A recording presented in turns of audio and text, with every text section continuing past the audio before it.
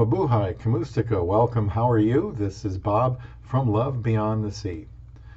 14 ways my Filipina wife knows I am committed to her. This is an upload version from a previous live stream I did about a year ago. I am thinning it out so more people can see it. Subscribe to Love Beyond the Sea, where I am committed to helping men learn about foreigner and Filipina relationships. Get notifications by clicking the bell and leave comments here or in the community corner message board. Sign up for email notifications for upcoming lives. That's something that's new, and the link for that will be in the description box. You've heard the expression that talk is cheap. Anyone can say they will do something, but until they are in situations that require them to prove it, no one can know for sure. When someone gets married, of course, they want to hear their spouse say that they are committed to them, and who wouldn't? When we say we are committed to someone, initially, we are expressing the idea that, come what may, we believe we can be trusted to do what is best for the relationship. A definition of commitment is to bind or obligate, as by pledge or assurance. It is not to be taken lightly. Before committing to someone, we need to consider what could go wrong. There are plenty of YouTube videos about that, but I want Love to be on the Sea to be a channel that helps a foreigner to be committed to his Filipino wife. I do not think that commitment without marriage is really commitment. And here are the words I wrote for my wife on our wedding invitations, what I wrote for her. You are the apple of my eye, and I want to spend the rest of my life with you. It will be my privilege to protect you, provide for you, defend you, honor you, and meet your needs as best I can. I am excited for you to be my lover and best friend. Having you as my wife will make my life complete. I am eternally grateful to God for our union, and with His help will be forgiving and unselfish, loving you all the days of your life. Now, we got married in less than 8 weeks, but I have been trying to live this out ever since. Before we got married, all we had was promises. During the wedding ceremony, we were told what God's expectations were for us and to rely on His help to fulfill them. Once we were married, words were only going to go so far. There need to be actions behind them, and they needed to be repeated.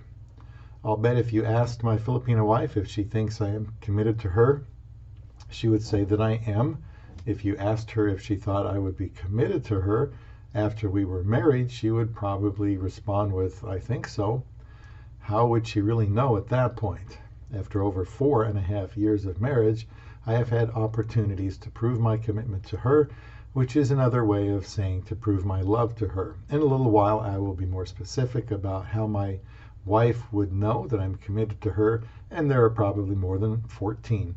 To me, commitment means being obligated to each other no matter how hard, how much it hurts, how inconvenient it is, and how much others, and how much we just don't feel like doing that. Now, I didn't invent the concept of commitment, nor do I believe I have the ability in myself to be fully committed. This idea comes from a Bible verse, Romans 5:8. It says, but God demonstrated His own love for us in that while we were sinners, Christ died for us. And so my point there to bring that up is just to say I wasn't looking for somebody that was perfect. Aiza didn't have to be, meet certain unattainable qualifications before I would marry her. I would take her as she was. She would take me as I am, and then we would build our life together from there. And then another one is Hebrews 13:5, where God says, never will I leave you, never will I forsake you. And for me, that's what I tell my wife. If God is committed to me, I'm committed to you, no matter what. And so that's what I intend to do. I don't believe that marriage is about getting your way. I believe it's about doing things God's way for the other person. That means putting her welfare above my own. Now, here are the 14 ways. She knows I won't threaten to leave her if such and such happens. We have had our arguments like anyone else, of course, but if I am to give the impression I am fully committed to my wife, then I should not make any threats of leaving her. Now and then I do talk to her about what makes for a good, long-lasting marriage. I want to reinforce to her that I am trying to accomplish this in our marriage. If you threaten but are not serious about something, then you're just playing games, and I won't do that to her. You might ask me, well, Bob, what if your wife cheats on you? As I have mentioned, we haven't engaged in that kind of conversation, and I'm not sure I even want to talk about the possibility of one of us cheating on the other, as if that actually could happen. If I tell my wife that I will divorce her if I catch her with another man, then my love for her has limits, doesn't it? Well, doesn't it? I would be telling her that I love her so much that I will do anything for her. But should she, for whatever reason, be unfaithful, then all I said was just hot air. Now, to me, being a no-nonsense guy, it would be nonsense for me to tell her I'm committed to her, then say if she is unfaithful, then I am not committed anymore. It's like a commercial I heard when I was a kid about, I will support you. I am behind you, 90%. I tend to be black and white. While I do believe the Bible teaches divorce is allowed for a sexual sin that still needs to be forgiven and time should be given for confession and repentance. As with most things, there's no precise statement saying how long that should be. If there's continued unrepentant sexual sin, then it appears a divorce would be allowed. At that point, it would appear marriage doesn't even exist anymore anyway. I think that by telling my wife I am committed to her 100% until the day I die, that if she believes that, and my actions back that up, then she will give me her very best in our marriage. Here are some other ways I try to do that. She knows we have plans for the rest of our lives together. We've talked about having a baby, and at present, that is still ongoing. I think that indicates commitment. We have built a house in the Philippines for us when we go there, and should we retire there and some family is there now. I have a video about that called Our Gift to Our Filipino Family. I believe this demonstrates to my wife that I am in it for the long haul. Another one, she knows I try not to make promises, but I keep them if I do. Talk is cheap. Promises can be made out of emotion. Making a promise can make someone feel better at the time, but sooner or later they have to act on that promise and not drag their feet doing it. Breaking one promise casts doubt upon one's willingness to keep subsequent promises. Many guys tell a Filipina they will go to the Philippines to see them and never show up. Other men have been with a Filipina, give them the impression that they are serious about them, then are never seen again. I think Filipinos are wary of anything a foreigner tells them before they are married. They have good reason to be. Be the kind of man that says what he means what he says. Earlier, I recited what I wrote on our wedding invitations, and when we were married, I'm sure we made some other vows. It was such a surreal experience. Obviously, to get married, you must make a statement declaring your intentions, but we must keep them. Another way I show her I'm committed to her, she knows her well-being is my highest priority.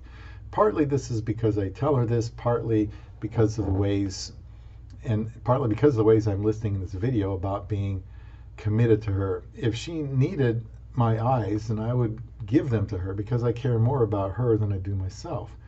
We did a pre-visa health screening before even going for the real one before her interview in Manila. As soon as she arrived here in America, we found a women's doctor for her to see regularly. I felt like I should take the lead in this area of her life since she was new. Helping her find a few Filipina friends, introducing her to people at church is another way for me to look out for her good. Also, she knows I have made sacrifices for her. Being willing to have a child is a sacrifice for me. Building the house in the Philippines represents a sacrifice. Allowing her to work on a later shift is a sacrifice. It's not my first choice, but there are reasons for doing it that way. Going where she prefers may or may not be considered a sacrifice, but I would rather go where she wants to go on vacation than where I would. Maybe one day we will see Sturgis, South Dakota, where I worked for a year in radio. There's Black Hills to see also, but for now that has taken a back seat to some other places. One day I asked my wife if there was anywhere in the world she would like to go, where would it be? And she said right away, Paris. Now, I was only asking for information only, but decided to ask her if she really wanted to go. And we ended up going to Paris, and I certainly would like to do it again. We saw the Eiffel Tower about 4 times, saw the Mona Lisa. It's a really cool place to be.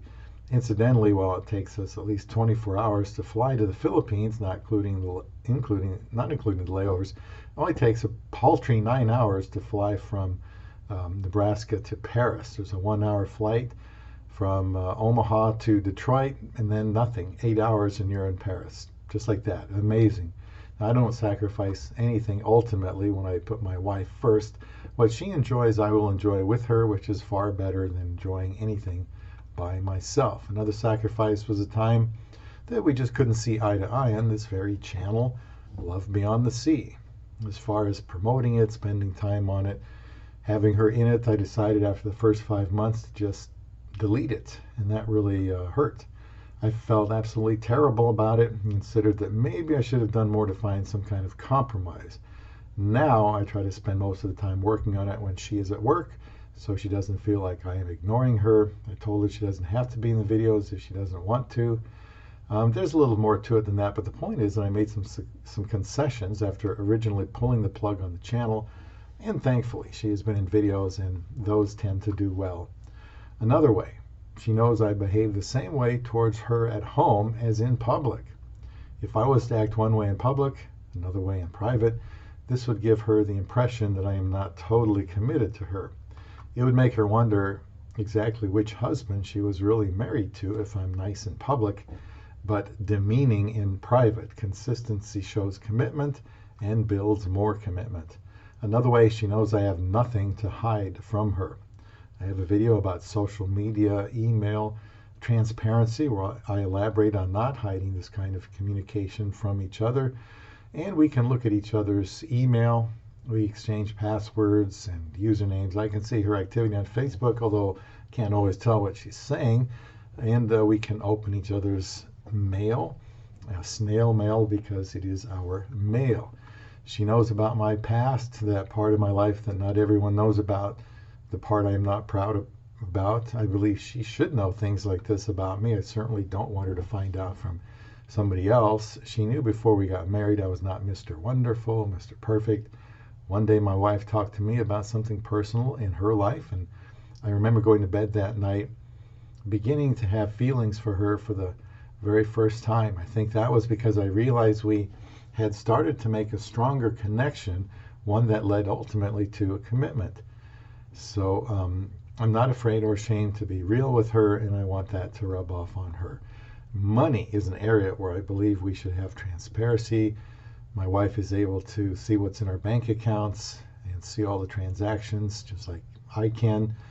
I offered her the responsibility of balancing our checkbooks, paying bills, but she wasn't interested. She just wanted to be able to know how I did it, and she should in case something happens to me. That's a subject for another video. Occasionally I will not be familiar with a certain expense because I hadn't seen it before, and I'll just ask her what it was for, and then she tells me what it's for, and that's that.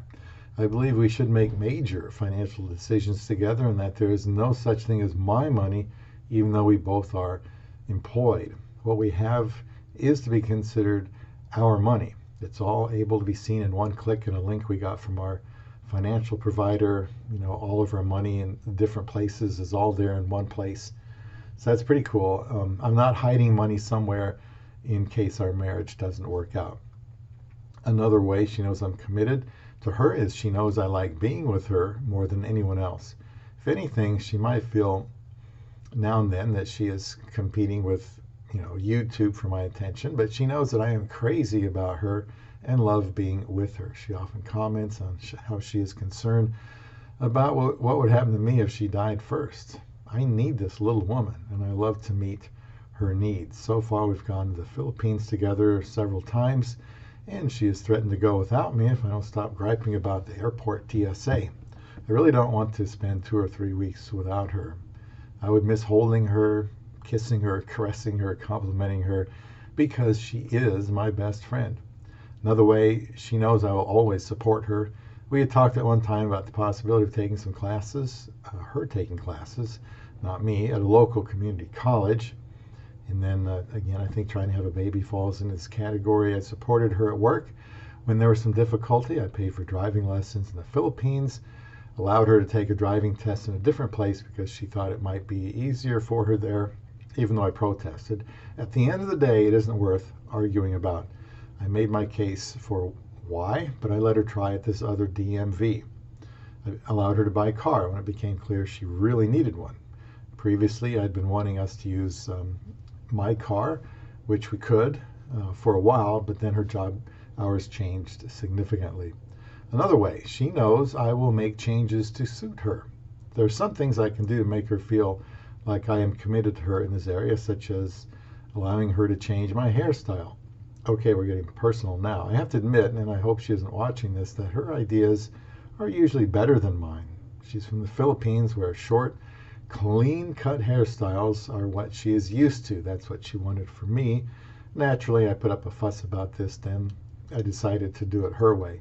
I have a video about facial hair in Filipina. She wasn't crazy about my beard. When we were Skyping before we got married, one day I surprised her, shaved it off. After she immigrated, she wanted me to grow it back. Then after I did, she changed her mind. At that point, I thought we should compromise somehow, and I decided to let her trim my beard, even though she had no experience. She thought she could do better than a barber, and she did pretty good. I've also let her cut and color my hair too. Talking about changes that suit her, that would include her changing my wardrobe to something she liked. I also protested this early on, but I have to admit that my amazing Aiza is good with fashion. She wants me to look well dressed at work, regardless of what my job is. She thinks my appearance reflects on her.